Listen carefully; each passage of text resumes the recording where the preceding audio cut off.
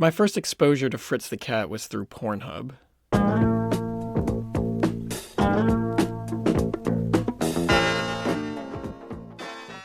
I used to have a habit of looking for free movies there during my early teenage years. I remember the entirety of Zootopia was on there at one point, as well as some random Spanish dub of Venom. I imagine I came across Fritz through one of these searches, though honestly it could have been anything. 2017 was a different time. Who knows what the hell I was doing on that site. My point is that I learnt of Fritz in a sexual context.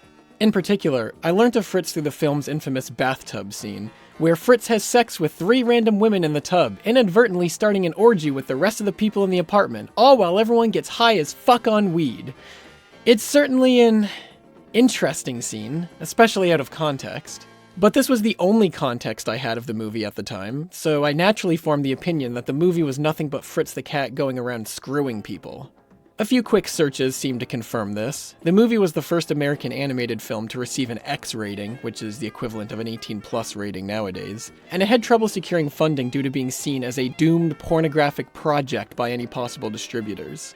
The fact that it was X-rated followed the film everywhere. Any mention of Fritz the Cat was immediately preceded or followed by the words X-rated.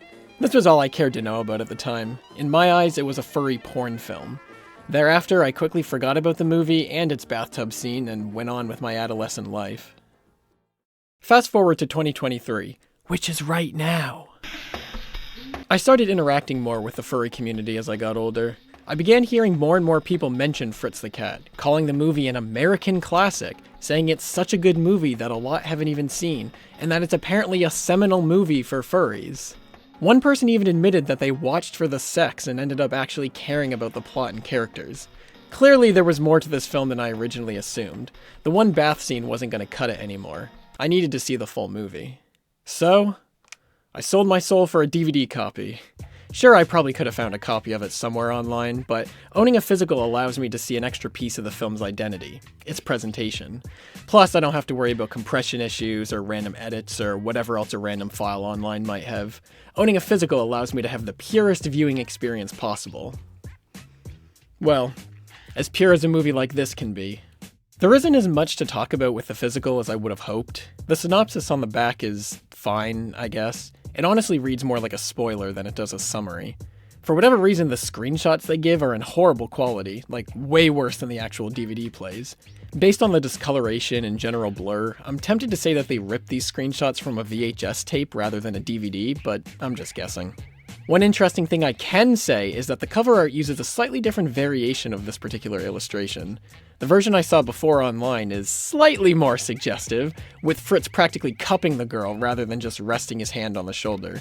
They probably changed it to make the box art a little more presentable, but I find it strange that there's 2 distinct versions of this specific drawing. Wait, no, there's 3 versions. The drawing on the disc has Fritz giving a peace sign, and the coloration's all different. Maybe it was just a printing thing, like maybe certain inks worked better on the disc when compared to the box art, but then why is it the one used on the DVD menu? It's really not that big of a deal, but I just find it strange that there's 3 different versions of essentially the same drawing, all with slight differences, and all used seemingly at random. Not rated in America, but rated R up here in Canada. I didn't know Americans were scared of breasts. After I was done gawking at the box art for about 2 hours, I finally sat down and watched the thing. And, well, is it really as horny as all the publicity's made it out to be? I'd say it really depends on your tolerance for these kind of things. If you can view the sex scenes not as raunchy humor and or shock value, but as a genuine means of exploring Fritz's character, you'll probably get through this movie fine as I did. Though, you may be wondering, how on earth do scenes with an anthropomorphized cat succumbing to his libido possibly carry his character forward? The concept may sound absurd, but it actually works quite well with Fritz. If you're curious to see this for yourself, I suggest stopping the video and taking the time to watch the film, because the rest of this video is going to contain spoilers. You have been warned. Fritz the Cat is, in my opinion, a character that basically anyone can get behind, at least in spirit. He's a stereotypical college student who aspires to be a lover and a writer/poet, but is bogged down by the overly strict, overly unforgiving image of 1960s American society. He wants to break free from the shackles of academia and pursue his real passions, but he's not entirely sure how. One particular run-in with the police, the bathtub incident, is where he finally draws the line. He's absolutely, positively fed up with other people dictating how he should live his life. No more the books, the spoutings of a bunch of old farts who think they know the whole goddamn score. Out of frustration, he accidentally sets his dorm ablaze, forcing him out of college and leaving him to follow his own path and confront the limited amount of control he has over his life. As someone who's currently attending university themselves and is grappling with the realities of their own uncertain future, Fritz's plight is instantly recognizable to me, and I think it's one of the reasons why I instantly connected with this film. Through Fritz's encounters with other characters, sexually and otherwise, the viewer gains a sense for how little power Fritz actually has over the path his life is taking. No scenes demonstrate Fritz's lack of power better than the scenes he spends with the crows. After his little bathtub escapade, Fritz is unhappy with his place in the social hierarchy, wishing to just get away from it all. Well, easy for you to talk. You're a crow. I wish I was a crow. If I was a crow, I'd fly away, man. I'd fly away from this miserable town for good. Being at least slightly versed in sociology, his words, not mine, Fritz believes the black Americans he finds himself around, which are represented as crows, must also feel as unhappy as he does, due to them being supposedly mistreated and underprivileged as a species. Well, listen, man, this thing affects me very deeply, fella. As a cat, I have a considerable guilt complex because my kind have always brought suffering on your kind. Yeah? Yeah. And yes, before we go any further in this video, black Americans are represented as literal crows in this movie. There's a lot to be said about this choice, and I will touch on that in a bit, but for now, just take it as a given. So Fritz believes the crows are mistreated, but nowhere does the film really show any examples of this mistreatment. Sure, it portrays crows as poorly spoken, drunk, and violent, but certainly not mistreated. The only real discernible examples of crow mistreatment in the film are the poor state some buildings are in, and a single crow mentioning their low wages. I gotta get out of this town. This is southern town. Let me out of here. That's it. Suck. The bus only costs $17,000 to New York. I say, maybe $17,000 in 2 weeks. And really, the building thing applies to the entire city, not just where the crows live. It isn't exactly the most glamorous place. Despite this, Fritz still claims that the crows are in a terrible position, and says that they should rise up against their superiors and break free from the shackles of unjust authority, or something like that. Though, the crows themselves seem content with their situation, even pushing back a little at Fritz's attempted intervention. Break it up! Cool it, officer. He's just blowing hot air. No one's paying no mind. Come to revolution! They're gonna... Fritz's insistence that the crows should start a revolution seems spurred on more by his own desire to disrupt the power structure, rather than by any real concern for the crows. He wants to vicariously live his dream of overcoming authority through an uprising of the crows. Revolt! Revolt, you thick-skulled idiots! You have carried... While Fritz does eventually rouse the crows enough to start a riot, he lacks any real power within the supposed revolution he's ignited. The violent outburst that follows one of Fritz's revolution speeches immediately scares him into hiding, almost as if he didn't expect his rhetoric to actually work. Any amount of previous confidence or righteousness he displayed is gone.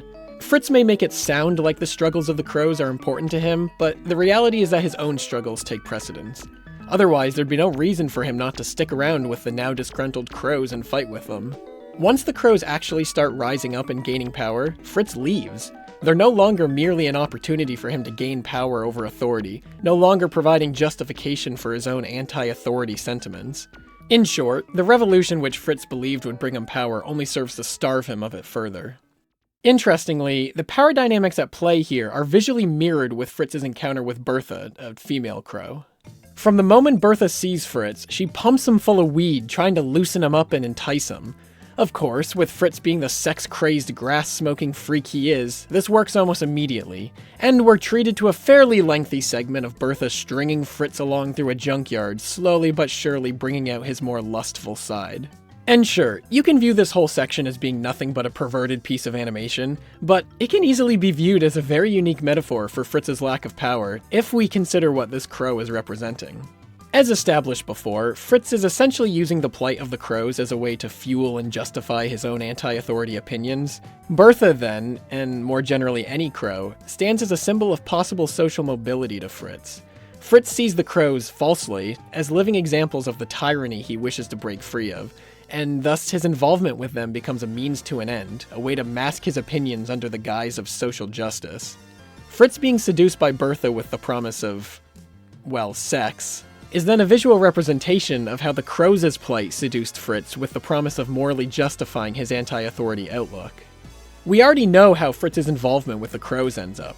He loses his chance of gaining power when the Crows begin revolting. However, the scene with Bertha seducing Fritz offers a slightly different angle to this. He never even had a chance to gain power. In Bertha's scene, who is it that really has the power? Is it Fritz, who's only driven by his arousal, or Bertha, who's knowingly stringing Fritz along and knowingly seducing him for her own sexual pleasure? What's more, this crow initially denies Fritz from having sex with her altogether, saying he's not black enough. Fritz, you ain't black enough, hun.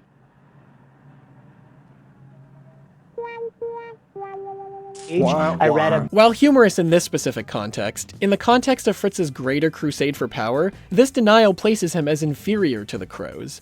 Fritz's plight is not of being marginalized like the Crows, but of being jaded to authority. The Crows are the ones with the possibility of climbing the social ladder through a riot, not Fritz. The Crows will only elevate Fritz's status if they deem him quote-unquote black enough to join them, which they don't. The scene between Fritz and Bertha illustrates this power dynamic in a beautifully abstract way, as it's Bertha, a crow, who holds all the power over Fritz, tantalizing him with the promise of fulfilling his desires while having complete control over whether that actually happens. So, while the prospect of using the Crows as a way to gain power was what lured Fritz, there was never actually a chance for him to gain any. What's more, this scene occurs before the Crows revolt, providing not only a thematic backdrop for the eventual revolt, but also serving as foreshadowing for those who can read a little deeper into the gratuitous cartoon coitus. Now, some of you may be wondering, hey, isn't this giving the film a little too much credit? I mean, why should we believe that a film with a cartoon cat having sex is smart enough to give its sex scenes actual plot significance? And well, I see where you're coming from. It's not like Fritz's power dynamic with the Crows being mirrored with Bertha is the most obvious thing in the world. Some of you may see it as me reaching for meaning that isn't actually there. However, I think it's perfectly reasonable to search for this kind of meaning, as the entire movie is animated with this kind of visual storytelling in mind.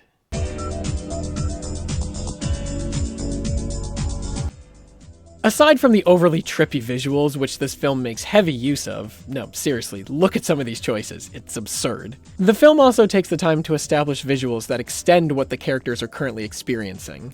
Often, I found the visual elements of this movie to be way more effective in conveying emotion than any other element. Duke's death is a great example of Fritz's visual storytelling. Duke is a crow who, befriends Fritz when starting his whole social justice bit. I use the word befriends loosely here because I don't think Duke really wants to be around Fritz at all. Fritz doesn't do anything for Duke. He almost gets both of them killed due to his reckless driving, and we already know that Fritz's association with the Crows is largely for self-centered reasons. Duke only sticks around with Fritz because he sees potential in Fritz, such as spontaneously causing him to win his game of billiards. Regardless, Duke is a character that I saw quite positively during his time on screen. He takes Fritz under his wing despite angering some of the other Crows. Unlike many other characters in the film, Duke is relatively level-headed, and we're given the impression that he's lived through a lot more than the others. Ultimately, Duke's willingness to aid Fritz is what leads to his death. When Fritz rouses the Crows to start their so-called revolution, Duke gets caught in the crossfire and ends up getting shot. This scene is gut-wrenching, and not just because I felt a certain level of respect for him. The way in which this film depicts his death is slow, heavy, and gruesome, made all the more potent by the animation representing his last dying moments as billiard balls sinking into their respective holes.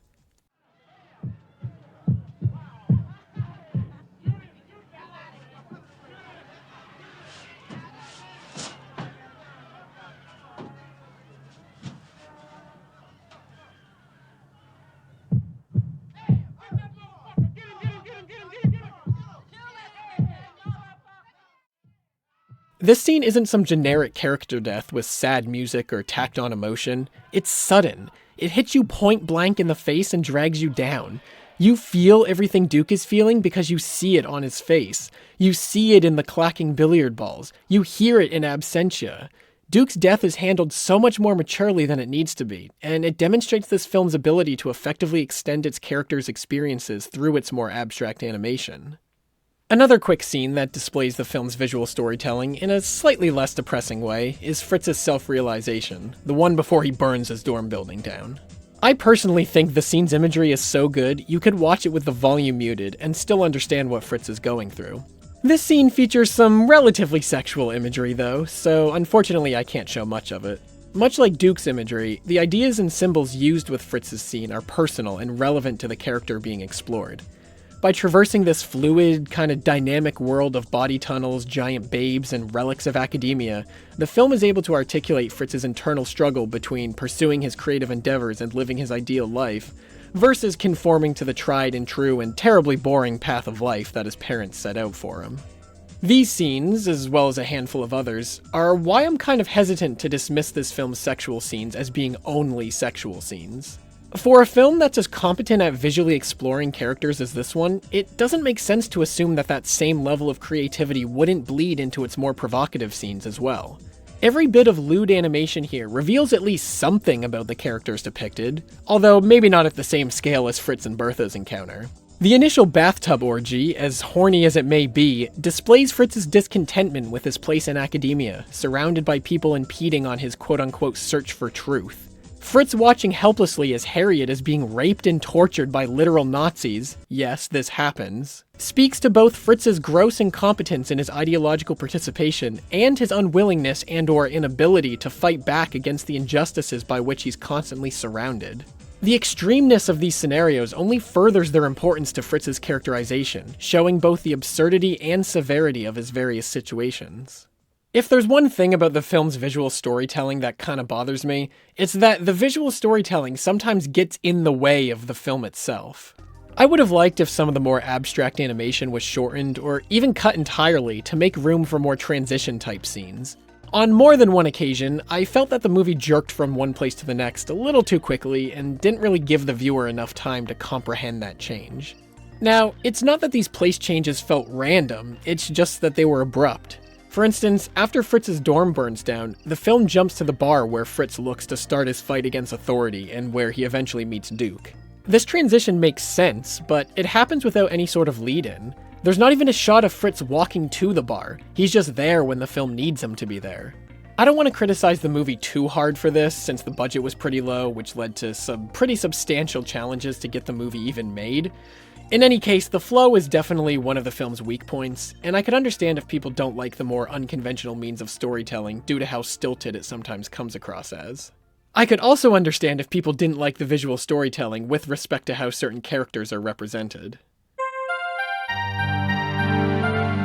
As mentioned before, Black Americans are represented as crows in this film, a reference to the Jim Crow character of the 1830s, the name of which was later used as a colloquial term for segregation in America's South. Now, in case you don't know, Jim Crow is viewed as a highly offensive caricature of Black Americans, which essentially used overly exaggerated mannerisms and images as a form of entertainment at the expense of Black Americans.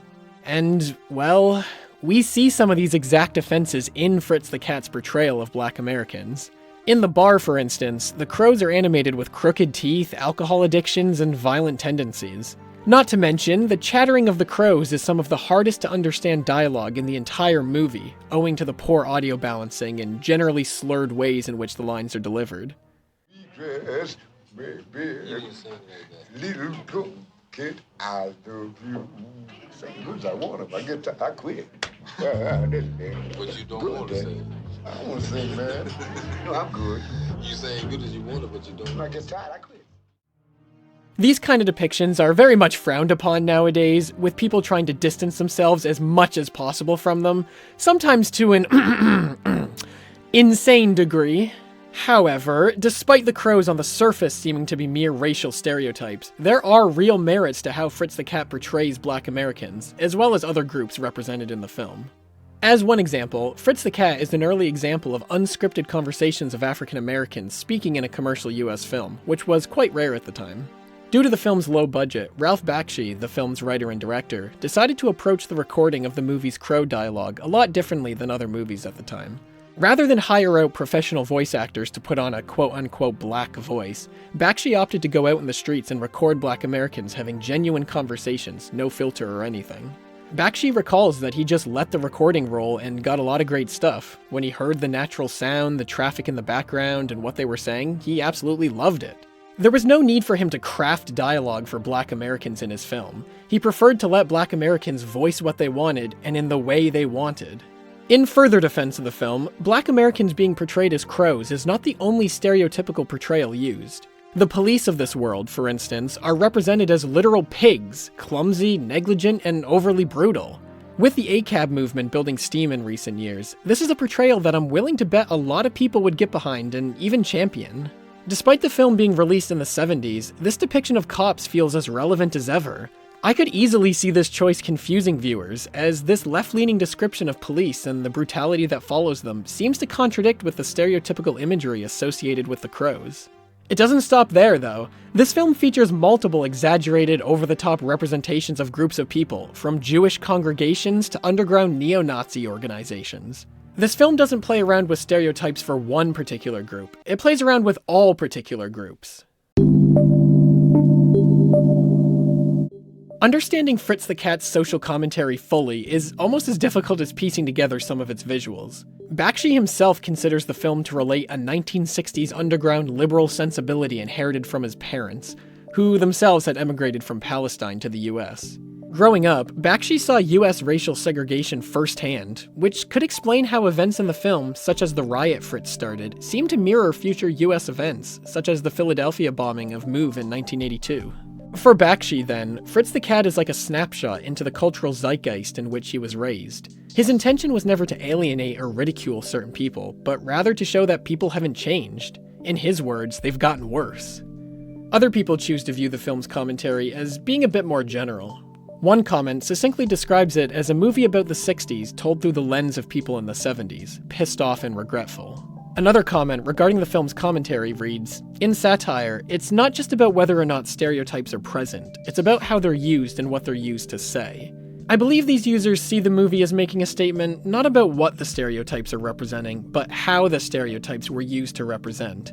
How did people in the 60s view these groups of people, and what does that reveal about American culture's changing perception of these groups? How did it affect their perception back then? Unlike Bakshi's clear-cut vision of the film, using his own experiences to guide the creation of Fritz's world, I think these users see the film as a more general look into how American perceptions towards various groups changed over time and affected relations between them. Personally, I don't see the two views as being overly different, so I don't feel strongly one way or another. What I do know is that the film's usage of stereotypes goes far beyond laziness or ignorance. These images are used in relation to their historical significance to paint a sharper picture of 1960s America.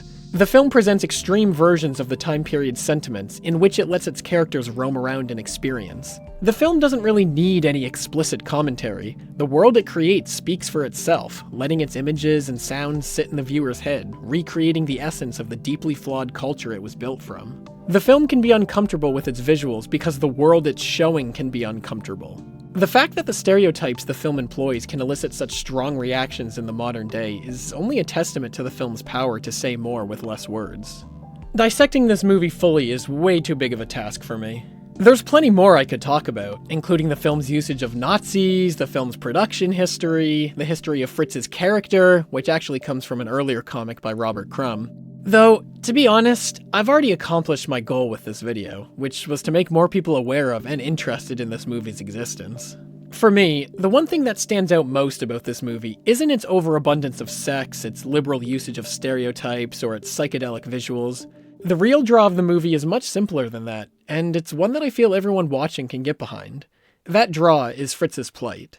Okay, maybe you can't get behind Fritz's sex drive, but I'm not talking about that.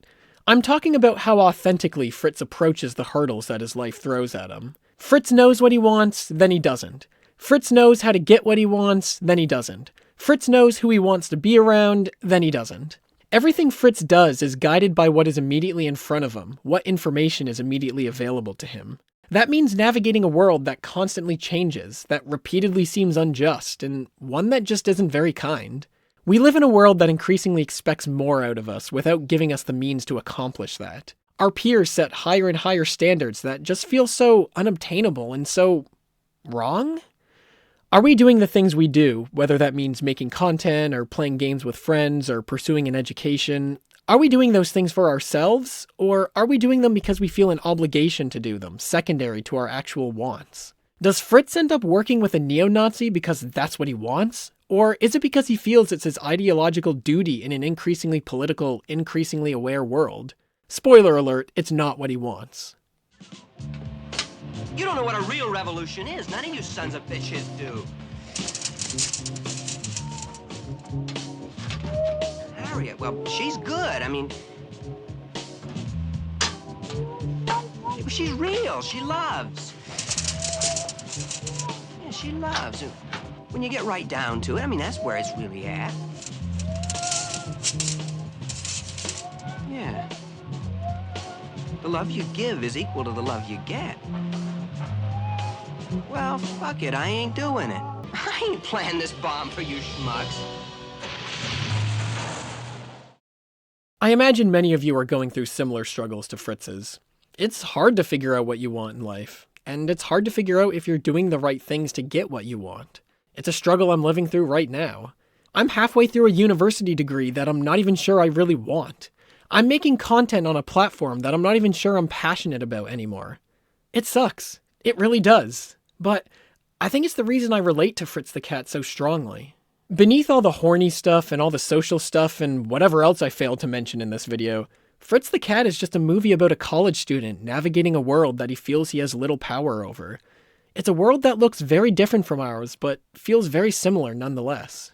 To answer the question that I originally sought out to answer, no.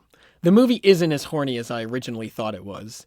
Though, it is still kind of horny and kind of raunchy and kind of rough around the edges. But it's real. The issues that plague the world of Fritz still plague our world today. It's a slap in the face that I think a lot of us need. And it's a slap in the face that I hope this video put you on the path to getting. Thanks for watching, everybody.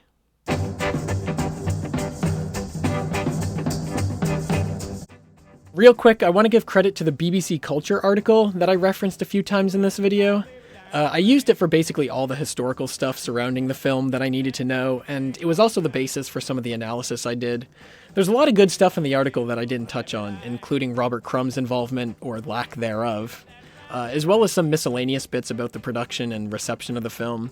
I definitely recommend giving it a read if you're interested in reading up a bit more about the film.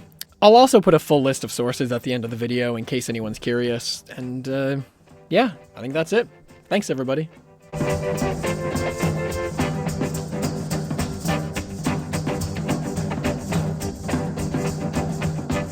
Oh, dearly caught a nanny goat to make a pretty baby a Sunday coat. Oh, dearly caught a bell cat to make a pretty baby a Sunday hat. I'm not getting in that filthy, grimy garbage can with you. Okay, go fuck yourself.